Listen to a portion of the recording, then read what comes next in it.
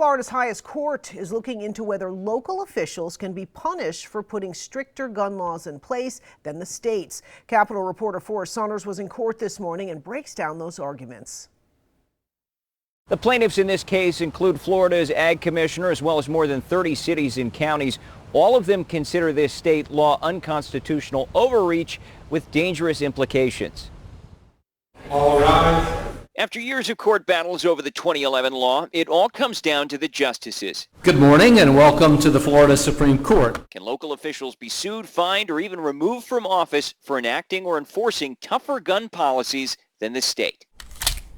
This is a legislative fire hose to put out a birthday candle. Plaintiffs Thursday argued the law is unconstitutional. Public officials, they believe, have legal immunity for legislative acts, a shield not explicitly in the state constitution, but established by legal rulings. Local democracy must be allowed to survive in our cities and our counties, even at the expense of some state legislative frustration.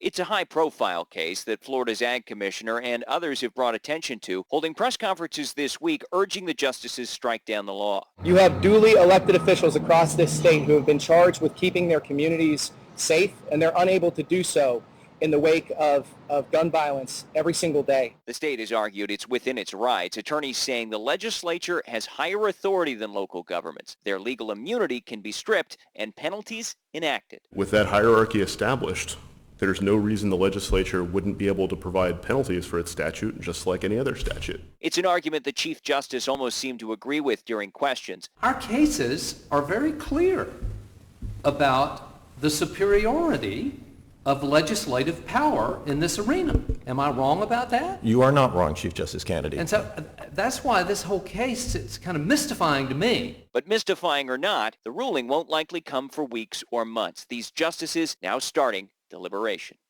And you never really know how long justices will take to decide a case like this. There is a lot of case law to review, as well as several constitutional questions to consider.